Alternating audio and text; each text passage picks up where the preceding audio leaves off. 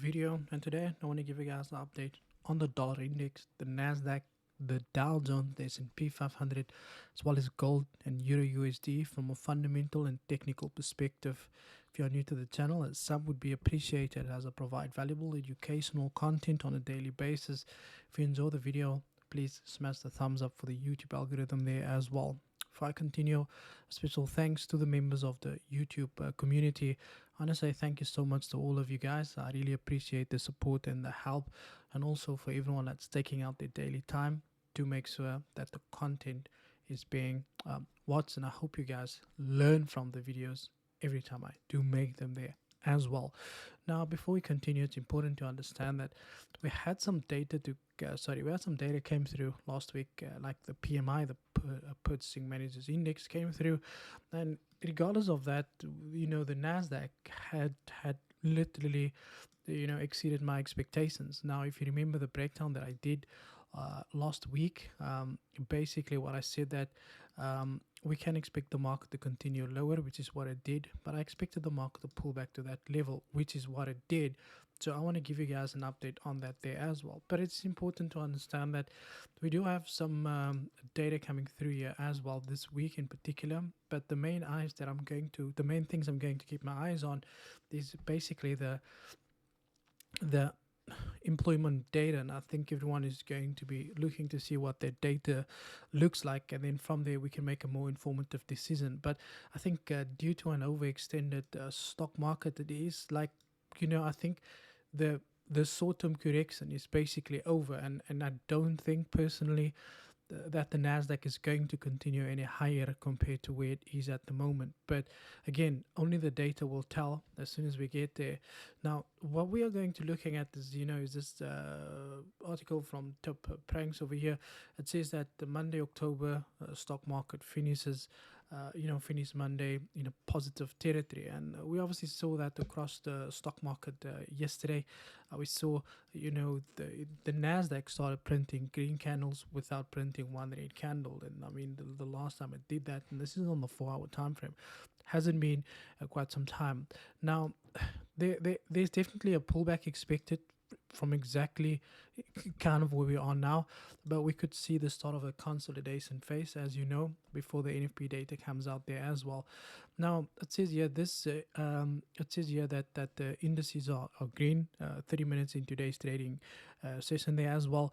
The consumer discretionary sector, we also had Nike came through with some positive data there as well, but it says here the volatility might persist following an ugly September, so we could potentially see the same numbers continue into next week. Remember, stock markets are driven by inflation and interest rate decision. It says here, investors might not see any respite soon, as the Fed's hawkish stance to tame inflation is expected to persist over the short term. It says here, the statement that was made by the Fed's vice chair on Friday reinforced that they're going to be very aggressive in controlling inflation.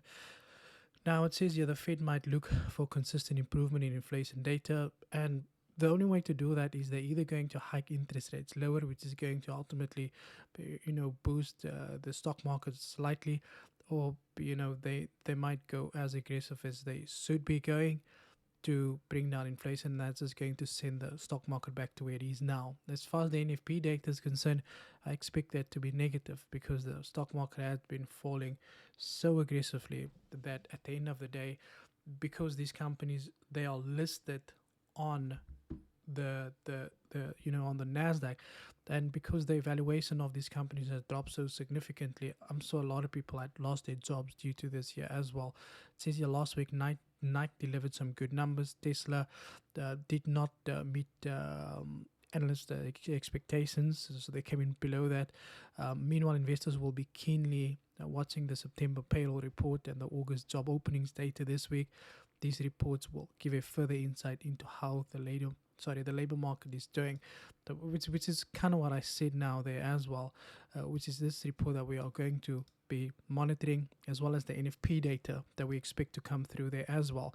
Now, if you ask me, I don't think this is the end of the fall for the stock market. Although the market printed an equal low, I still feel there's more room to the downside for the Nasdaq or for the stock market in general. The dollar index had somewhat corrected after negative PMI data there as well. So we're just going to jump over to the technical analysis, and I'll give you guys the two probability setups based off how the NFP numbers does play out next week. And remember, higher payroll numbers when inflation's high, it's normally a negative sign, because how are you recruiting more people if companies are not doing good?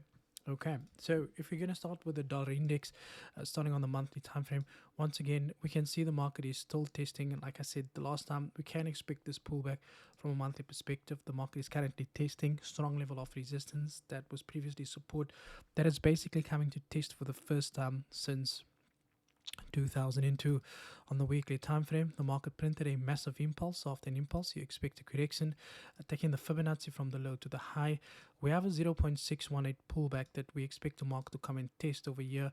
So definitely some more room to the downside for the dollar index there as well. On the daily time frame, the market had now finally reached a target that I've set out for you guys last week Sunday. Then we can see how the market is back at that level over here.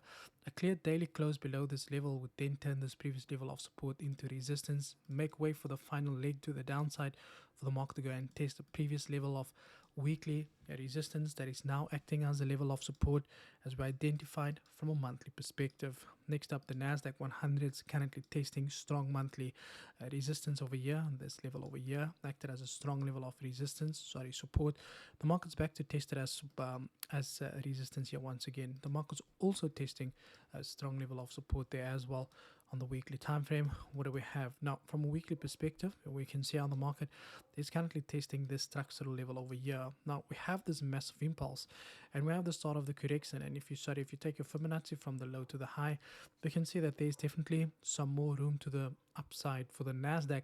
But that doesn't necessarily mean that these highs are that the continuation for the bulls is going to continue, because the next point of interest is going to be on Tuesday and Wednesday, as we saw on the Forex Factory report, based on the jobs openings that's coming through there as well.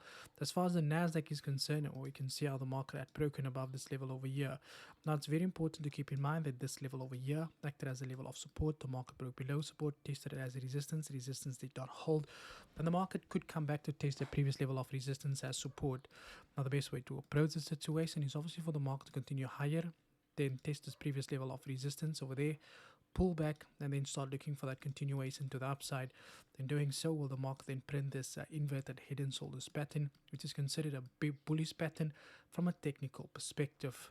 Next up, we've got the Dow Jones, which on the monthly time frame. Now you can see the Dow Jones had every right to pull back based off price action. We can see how the market had printed a strong level of resistance, broken above that, came to test it as support once again, and we can see how the market is currently on its way to go and test previous level of support that is now acting as resistance there as well. From a weekly perspective, we can see the market printed this massive impulse. After an impulse, you expect a correction.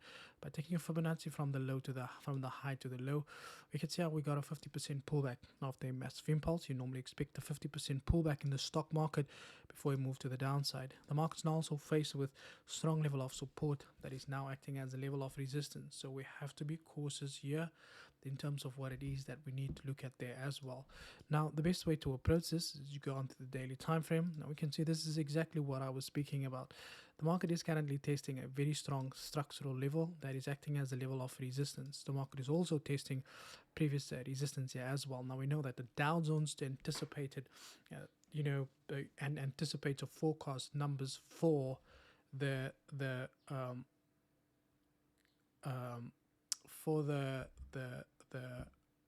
what you call it, for the NFP data. Sorry about that. So does anticipate the numbers for the NFP data. So it would be good to see what this market do here as well. But this market also shows similar price action as well, because we had this level of support that the market had broken through. Again, similar price action there as well. It would be nice to see a pullback to print this inverted head and shoulders pattern here as well. Alternatively, depending on where this daily candle close, we could get a clear break above that, and then on the retest. That is how we're going to approach the situation there as well.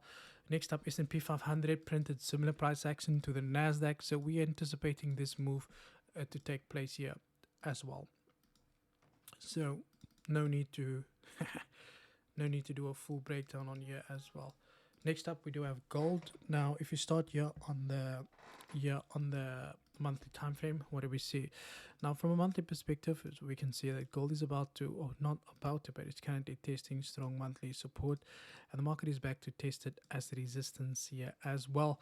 Now, because we are expecting a deeper retracement on the dollar index, we can definitely expect the market to pull back slightly. So if you take a Fibonacci from the high to the low of the massive impulse, we expect gold to pull back to at least the 0.382, which will make room for the DXY to pull back to the previous level of weekly support, weekly resistance that is now acting as a level of support on the weekly time frame. What do we see? Now, from a weekly perspective, we can see how the market is currently testing the strong level of support that is now acting as a level of resistance. And on the daily time frame, what do we have? Now, from a daily perspective, we can see how the market is about to break above this very important structural level over here. Now, I would say the best way to approach this, again, we need a clear daily close to confirm this move. We do have this level over here acted as a level of resistance that the market had broken above, and it's also testing the next resistance, and this level of resistance here is acted as a level of support. Now, the best way to approach this, obviously, if the market does not break and close above this level, then we can definitely expect this pullback first before a continuation to the upside there as well. Next up, we've got Euro USD. Also on the monthly time frame, we can see Euro USD had broken out of this very strong level of support. We can potentially see it come back to test it as resistance in the long term, but the market is currently testing weekly support over here that is now turned resistance. Again, a slight pullback expected before the continuation to the upside. Now we can see how the market had broken above the structural level over here, so I do expect Euro USD to pull back slightly and then continue higher there as well, and then we'll have to see what NFP has to offer us when we get to Friday. Now, that is it from my side. Thank you for your time, and as always, cheers for years.